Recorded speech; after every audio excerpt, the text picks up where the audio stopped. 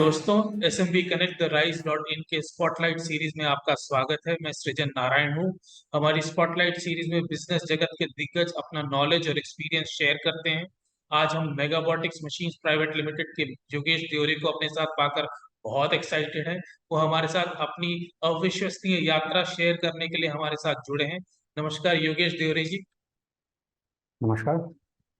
Sir, सबसे पहले तो आपसे ये जानना चाहेंगे कि आपकी शुरुआत कहाँ से? ये तो मेगाबोटिक मशीन्स प्राइवेट लिमिटेड जो material handling equipment manufacturing company है, ये दरअसल 2020 में हमने शुरू की। लेकिन talking about my personal journey, तो इट स्टार्टेड लॉन्ग बैक। 96 में हमने कॉपर सल्फेट मैन्युफैक्चरिंग की शुरुआत की थी। कॉपर सल्फेट जो कि एक माइक्रो न्यूट्रिएंट है एग्रीकल्चर के लिए। और फिर उस एक प्रोडक्ट से जाके हमने एक रेंज ऑफ प्रोडक्ट्स अपने ब्रांड एक्सपर्ट में, तो उसको all over Maharashtra and few other states market किया। अब वो सारे प्रोडक्ट्स हम 100% एक्सपोर्ट बेसिस पे सिर्फ एक्सपोर्ट करते हैं। Export to around 7 to 8 countries under the expert brand. And 2020 along with my nephew, we launched this material handling equipment manufacturing company. ये समय चल रहा था कोविड का, और बहुत सारी दिक्कत थी लेबर की। और लेबर में जो मटेरियल हैंडलिंग के लिए लेबर कम थे, that was the right time we enter the market. और मटेरियल हैंडलिंग इक्विपमेंट का डिमांड था बहुत, तो we enter this market. Sandeep, my nephew, who has a long experience of 12 years in this industry, automation industry. So, along with him, we started, and in 2021, we incorporated this company into a private limited company, Megabotic Machines Private Limited. All right, sir. So you were telling me you were involved with experts. Expert brand of products, which is, we are into fertilizer, micronutrient manufacturing and selling and export of micronutrient and organic fertilizer, biostimulants. Yes, sir. I've heard of the company. Yeah. Sir, so how did you diversify? I mean, It is not exactly diversification, because expert still remains my main business. This is, I just helped my nephew establish this company by providing him with some funds, some infrastructure, and the experience that I have of so many years. So technically, I'm kind of a sleeping partner in Megabotic Machines. I'm just helping with connecting the dots for that company. I have, because I have this huge place, factory space with me. So I just gave one of the shades for manufacturing of this, and they have grown from there. so sir, let's talk about your start with expert. When you started with copper sulfate, as you say, uh, when was the time you thought? आपने कब सोचा कि आपको diversify करना चाहिए या आगे बढ़ना चाहिए? वो वो जो जर्नी आपकी शुरुआत की, उसके बारे में थोड़ा बताइए। हाँ, तो एक्चुअली मैं फार्मास्यूटिकल कंपनी में एरिया सेल्स मैनेजर था। लोकल कंपनी थी, और हमेशा से दिल में तो था ही कुछ करना। तो मैंने सोचा कि ये फार्मास्यूटिकल में हम कुछ करते हैं। फार्मास्यूटिकल में जो भी बल्क ड्रग मैन्युफैक्चरिंग है, उसमें मैंने जब पूछना शुरू किया, इंक्वायरी शुरू की, दैट वाज अराउंड 93 के करीब। तो what happened at that time was कि मुझे समझ में आया कि that was big investment, big technology was needed, big investment was needed, and that was, instead of manufacturing bulk drugs or the active pharma ingredients, I thought of entering some low-tech kind of product where the capital that would be needed, or the technology that would be needed, won't be of a bigger scale. So I started trading basically into APIs or pharma intermediates. When I started trading, other orders came my way for chemicals. One of them was copper sulfate. I being located in Nasik, Nasik being a big market for grapes. Grapes needs tons and tons of copper sulfate as a nutrient, as a fungicide. So I decided to enter, and I had good sales of, after a few years, I had good sales of copper sulfate. So I thought of going into manufacturing of the same. All right. This is my journey. So from copper sulfate, you diversified to other products as well. Yeah, because there was sulfate, then similar kind of technique was required for. In fact, ferrous sulfate was one of the byproducts. Zinc sulfate was one of the products. So other sulfates were added. Then I saw that there is no, the margins are not that great in manufacturing just a chemical. If you do some value addition, if you do some branding, if you give some value to the customer, that's where we make the margins. The margins are not basically in manufacturing on large scale. That is for big corporations. Small people like us, they have to give some value addition. तो हमने सोचा कि हम agriculture में micronutrient के mixtures देंगे और farmers को एजुकेट करेंगे the use of micronutrients. And we started to promote our products under the umbrella brand name of Expert. So we came up with other biostimulants, micronutrient mixtures, and that's how then our products got validated. Farmers started buying them. उनकी demand आने लगी. But there was huge competition also locally. The recovery process was not that good. So I was continuously thinking of going into exports. So 2010 में मैंने थोड़ा explore करना शुरू किया export के लिए. तो तब जाके 14 में कुछ चीजें होने लगी. फिर रजिस्ट्रेशन ये करते करते और कुछ यानी टोटल 10 साल में साइड में एक्सपोर्ट के लिए कोशिश करता रहा. बिकॉज इस मार्केट में रजिस्ट्रेशन और जो प्रोडक्ट रजिस्ट्रेशन और मार्केट एंट्री का एक बैरियर होता है. तो वो सब क्रॉस करके 2020 में हमारे एक्सपोर्ट शुरू हुए. तो 2018 में रफली 2020 भी completely stopped our local operation और सारा जो एफर्ट है हम एक्सपोर्ट पे कॉन्सेंट्रेट करने लगे. तो आज की तारीख में हम 7 कंट्रीज को एक्सपोर्ट करते हैं. That is a very interesting journey. Registration process और 4-5 कंट्रीज में चल रहे हैं. Oh, great. That's nice. The next target would be Europe. So by end of 2024, our export market to Europe may also start doing business. तो sir ये जो आपकी इतने सालों की जर्नी जो आपकी रही, जिसमें कि आपने शुरुआत एक प्रोडक्ट से की और डाइवर्सिफाई करते करते अलग अलग प्रोडक्ट्स पे गए, अलग अलग सल्फेट्स पे गए, आई एम श्योर अलग अलग माइक्रो न्यूट्रिएंट्स भी अब आप एक्सपोर्ट करते होंगे.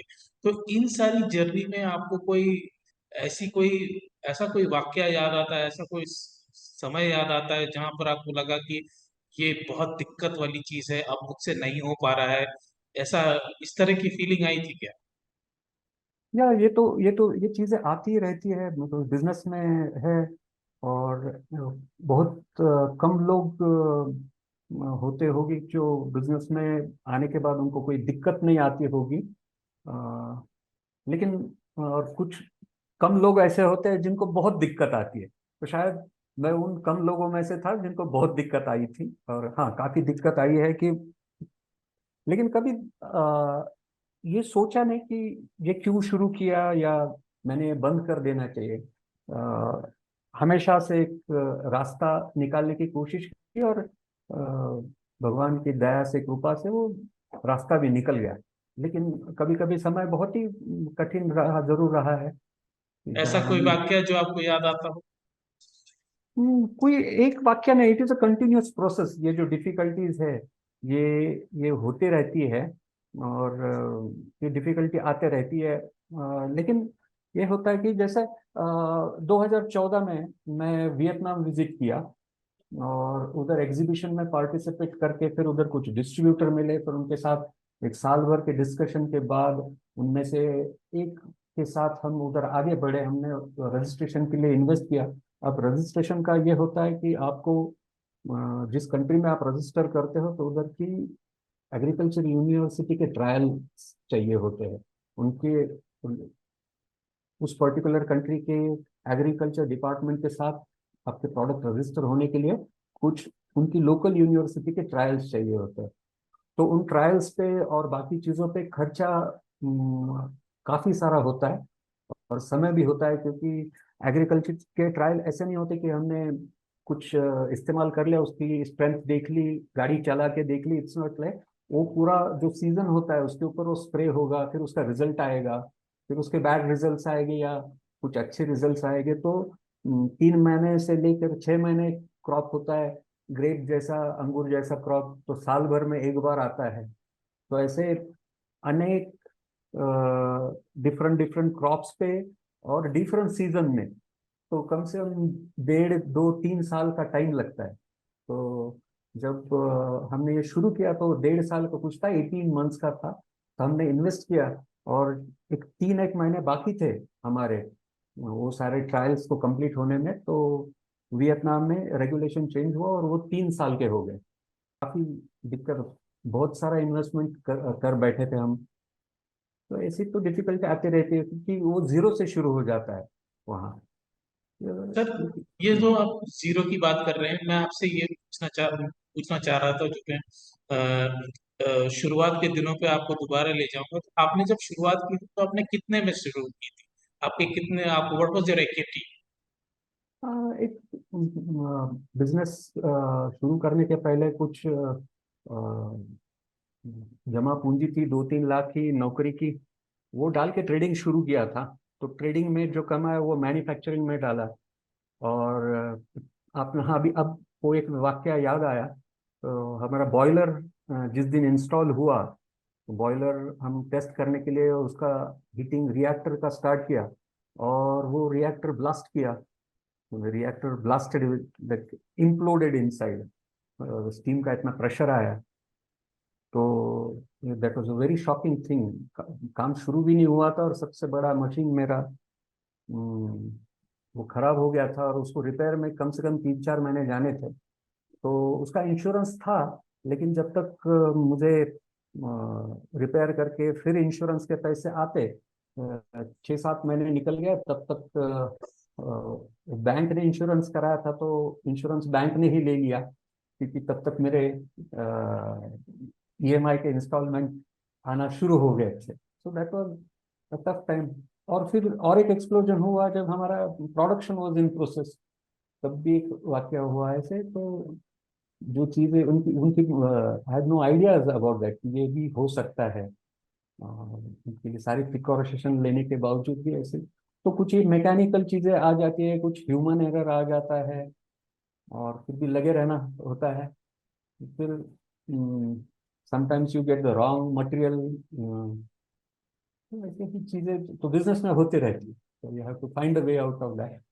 Right sir. ये हर एक के साथ मान लो कि कोई ये इंटरव्यू कोई देखेगा, कोई यंग एंटरप्रेन्योर देखेगा, तो वो डर जाएगा। लेकिन मैं सबको आश्वस्त करता हूँ कि ये डिफिकल्टी हर एक के साथ नहीं, कुछ खास लोगों के साथ ये डिफिकल्टी आती है, और वो उन्हीं को आती है जिनके जिनमें वो ताकत होती है उनसे फेस करने की। तो कोई डरे नहीं इसे ये सुन के कि, या जो मुझे पहचानते हैं वो ये समझे नहीं कि मैं कोई एक्सक्यूज दे रहा हूँ, उनको पता है कि ये चीजें हुई है। तो दीज आर द थिंग्स।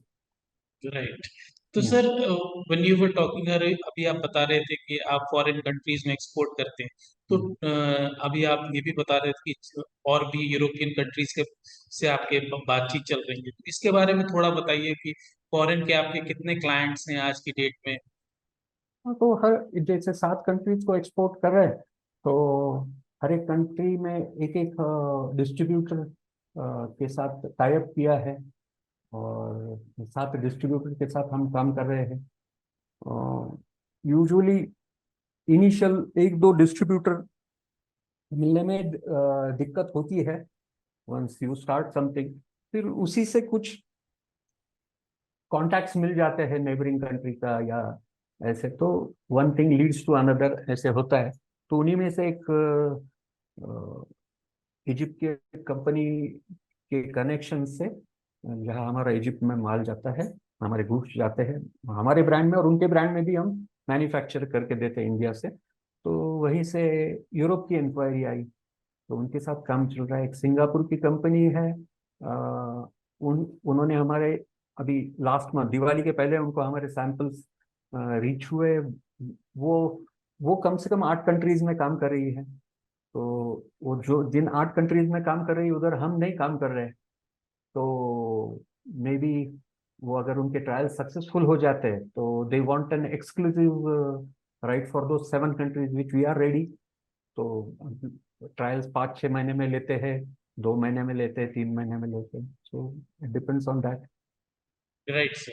तो अभी इतने इतने इतने देशों को एक्सपोर्ट करने के लिए फिर आपका जो अपना यूनिट होगा वो भी आपने एक्सपांड किया होगा टाइम टू टाइम, उसके बारे में बताइए या थोड़ा। नहीं नहीं, वो हमने जो इनिशियल, मेरा जो इनिशियल एक्सपीरियंस था, जैसे मैंने ट्रेडिंग बंद करके या ट्रेडिंग के साथ मैंने मैन्युफैक्चरिंग शुरुआत की थी, और सारा कैपिटल इन्वेस्टमेंट काफ़ी सारा किया था।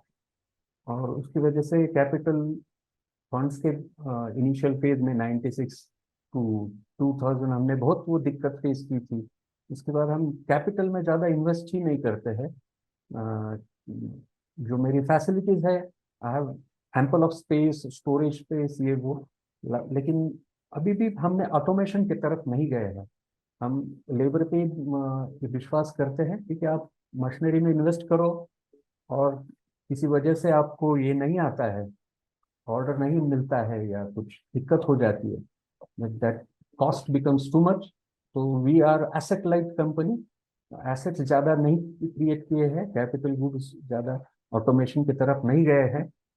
अब maybe once Europe starts और the Singapore company start, then वो it will become like mandatory for us कि हमें वो जाना ही पड़ेगा। तो उसके सिवा राइट। हम वो स्केल अचीव नहीं कर पाएंगे। हम्म। आज तो हम जो भी सेमी ऑटोमेटिक मैनुअल, वो जो तरीके हैं, वही तरीके इस्तेमाल करते हैं। तो आपके कितने टोटल कर्मचारी होंगे, आपका टर्नओवर कितना होगा, और इन सब चीजों के बारे में थोड़ा बताएं हमें।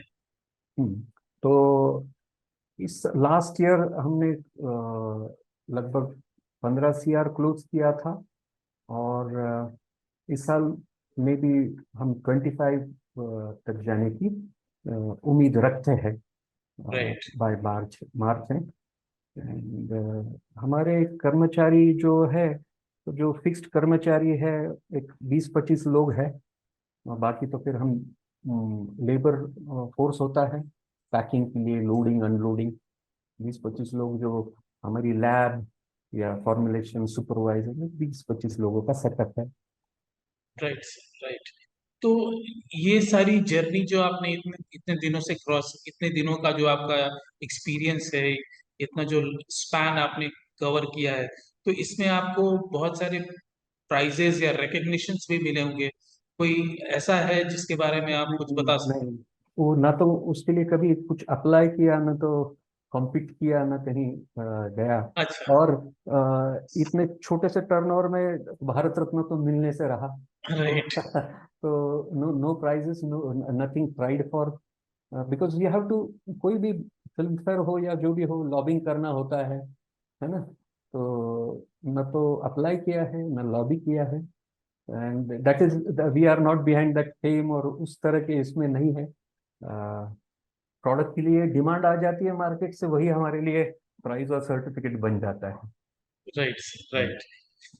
तो इज देयर एनी, मतलब आपका कोई जैसे मैन्युफैक्चरिंग प्रोसेस है या जो बाकी चीजें हैं, इसके लिए कोई आप बोल रहे हैं सब कुछ लेबर इंटेंसिव है आपके यहाँ, तो हम्म कोई लेबर लेबर इंटेंसिव इसलिए है क्योंकि ये टेक्निकल जो पार्ट है, उसका है फॉर्मुलेशन पार्ट होता है कि इसमें क्या इंग्रेडिएंट जाए, कौन से केमिकल जाए, कौन से प्लांट एक्सट्रैक्ट जाए।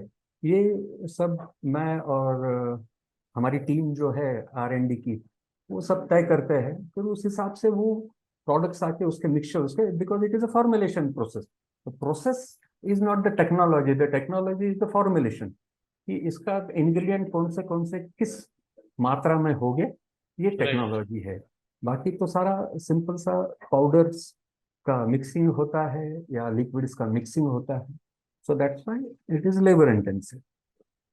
Right sir. तो उनको क्या कुशल बनाने के लिए भी कोई पहल होती है, या जब जैसा वो कर रहे हैं?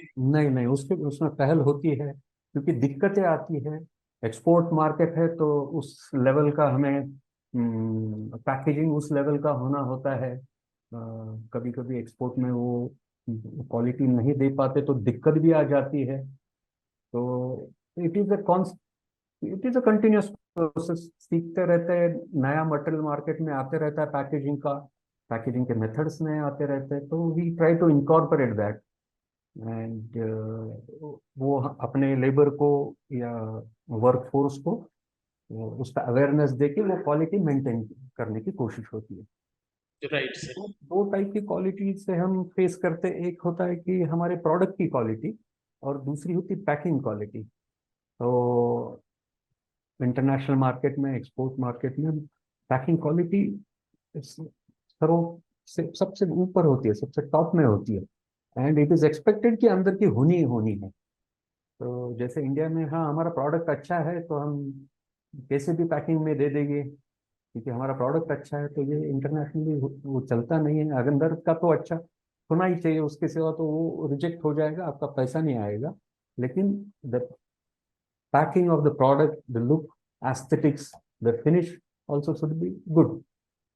उसका तो वो एक कंटिन्यूअस प्रोसेस से, वो तो हम बचपन से सुनते आ रहे थे, एक्सपोर्ट क्वालिटी, एक्सपोर्ट क्वालिटी। लेकिन हम जिसको भी एक्सपोर्ट क्वालिटी बोलते हैं, जब उधर जाता है वो रिजेक्ट हो जाता है। तो उस हार्ड वे सीखते हैं फिर कि कैसे उसको इम्प्रूव करना है।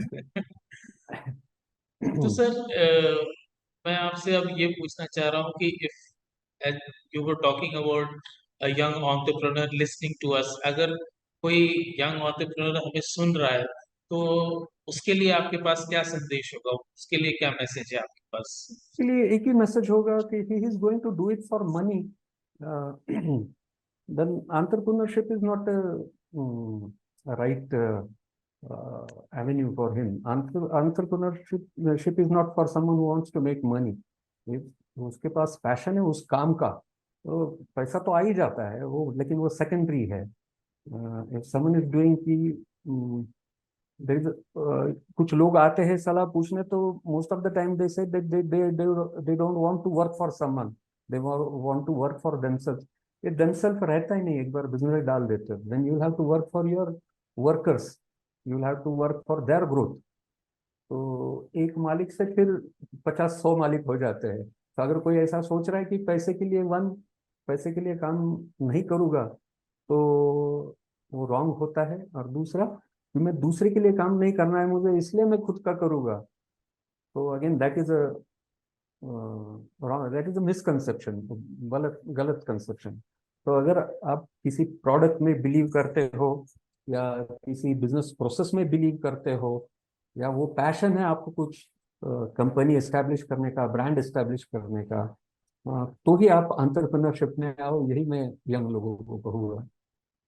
अगर वो उस पैसे के लिए आ रहे हैं तो नो, वो रात में होता नहीं। कुछ कुछ ही चीज एक रात में सफल होती है, बाकी लाइफ टाइम लग जाता है।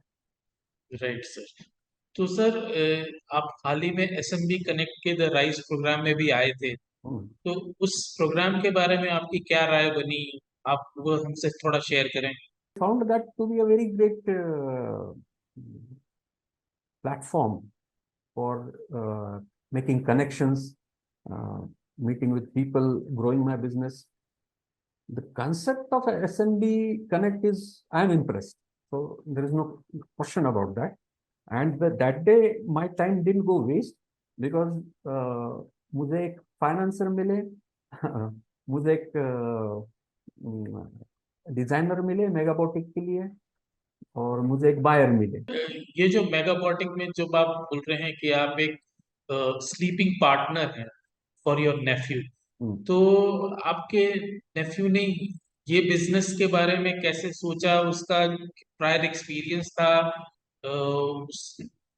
वो करीब करीब 12 साल का एक्सपीरियंस था। और जब वो उस equipment, material handling equipment manufacturing के किसी कंपनी में जब वो लगा first time after becoming an engineer 15 साल पहले, तो 6 महीने में ही वो मेरे पास आ गया था और बोला था कि मामा मुझे ये मैन्युफैक्चरिंग करना है। तो मैंने बोला नहीं, अब ये राइट टाइम नहीं है, तुझे बहुत सारी चीजें सीखनी है even in this business. So till the time you are not ready, you don't come to me, you should be ready. Only then I will be able to help you, because technically I don't know anything about this business. So that means you will have to be technically very perfect before even thinking. So you should go and learn all the aspects.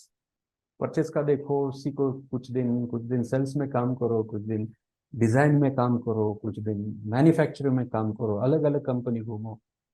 तब फिर उसने कुछ साल किया वो, लेकिन उससे रहा नहीं गया। एक दो बिजनेस उसने ट्राई कर लिए बीच में। राइट।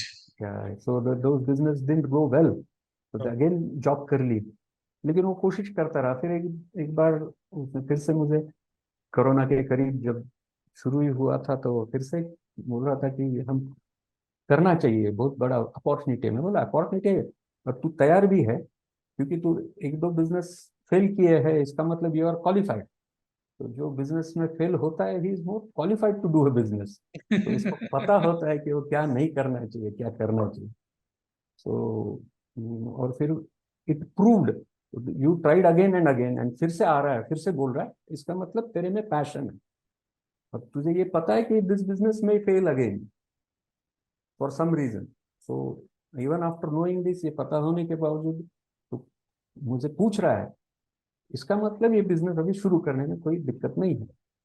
तो ये बिजनेस उन्होंने कितने कितने में शुरू की, और फिर अभी क्या स्थिति है as a turnover of this company? ये बिजनेस हमने ऐसे किया कि मैंने कुछ एक साल में उसे 20-25 लाख रुपए डाले उसमें, पूरे साल में। अब दैट बिजनेस हैज ग्रोन, इस साल शायद वो 5 CR को जाएगा। नाइस। हम्म, तो दैट बिजनेस हैज ग्रोन। हाँ, तो अभी ऊपर से पैसा तो कभी किसी बिजनेस में तो डालना जरूरी होता है, ऊपर से डाले, बट डेट फ्री है। डेट नहीं लिया है, हमने खुद ही फंड किया उसको, और ग्रो हो रहा है वो। और लकीली मेगाबोटिक मशीन्स के जो क्लाइंट्स हैं, वो डीएजो, यूनाइटेड स्पिरिट्स, विप्रो, फिर amazon, Flipkart, HL, VIP industries, Bharat forge limited, ऐसे बड़े क्लाइंट्स मिले हैं हमें। तो it is going to grow. It is going to become a very big business, because all the admin part, the finance part, the what we say, वो जो उसका major basic management जो है, वो मैं संभाल लेता हूँ। टेक्निकल पार्ट जो है, मैन्युफैक्चरिंग पार्ट है, वो मेरा भांजा संदीप संभाल लेता है। तो that is growing. Right sir. Sir आपसे बात करके बहुत बहुत खुशी हुई। दोस्तों, ये एक्सपर्ट और मेगाबॉटिक्स मशीन के योगेश देवरे थे, जो अपनी शुरुआत के संघर्ष और अपनी उपलब्धियों की यात्रा और अपनी सारी कहानी हमसे शेयर कर रहे थे। सर, आपसे सीखने को हमें बहुत कुछ मिला। SMB connect the rise dot in के सीरीज को देखने के लिए आप सभी का बहुत बहुत धन्यवाद। स्पॉटलाइट सीरीज में हम बिजनेस लीडर्स को हमेशा आपके सामने रूबरू करते रहेंगे। उनके लिए अगर आपके पास कोई सवाल है और जो आप अपने बिजनेस के बारे में उनसे पूछना चाहते हैं, तो info@smbconnect.in पर हमें ईमेल करें। हम अपने एक्सपर्ट से उनसे उत्तर जरूर दिलवाएंगे। हमारे YouTube चैनल पर हमारे वीडियो को सब्सक्राइब करें। हमारे SME इकोसिस्टम में अपडेट रहने के लिए फेसबुक, लिंक्डइन, ट्विटर और इंस्टाग्राम पर हमें फॉलो करते रहें। आज हमसे जुड़ने के लिए आप सभी का फिर से बहुत धन्यवाद। स्पॉटलाइट सीरीज में हम अगले एपिसोड में एक उद्योग जगत के नए दिग्गज को आपके सामने पेश करेंगे। मुझे आशा है सर आपको हमसे बात करके अच्छा लगा होगा। थैंक यू, बहुत अच्छा लगा। Thank you sir, thank you so much.